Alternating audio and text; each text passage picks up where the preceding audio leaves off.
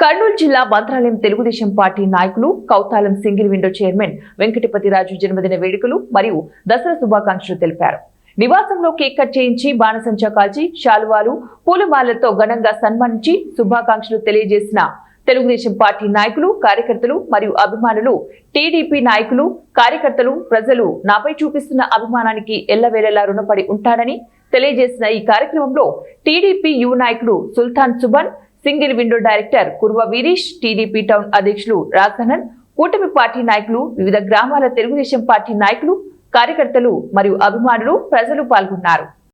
ఏ టైంలో వచ్చినా ఏ సమయంలో వచ్చినా ప్రతి మనిషికి నేను అండగా ఉంటానని హామీ ఇస్తూ, అలాగే మన పార్టీని అన్ని విధాలుగా భుజాన వేసుకుని నడిపిస్తూ మాలాంటి వాళ్ళందరికీ, తర్వాత మన తెలుగు యువత వాళ్ళందరికీ ఒక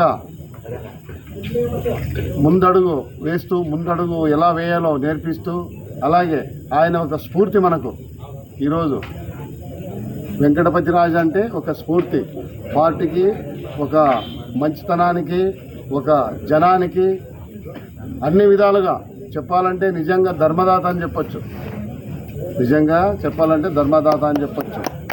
ఎందుకంటే ఇలాంటి నాయకుడు కూడా మన పార్టీలో ఉండడం కూడా మనకు గర్వకారణం.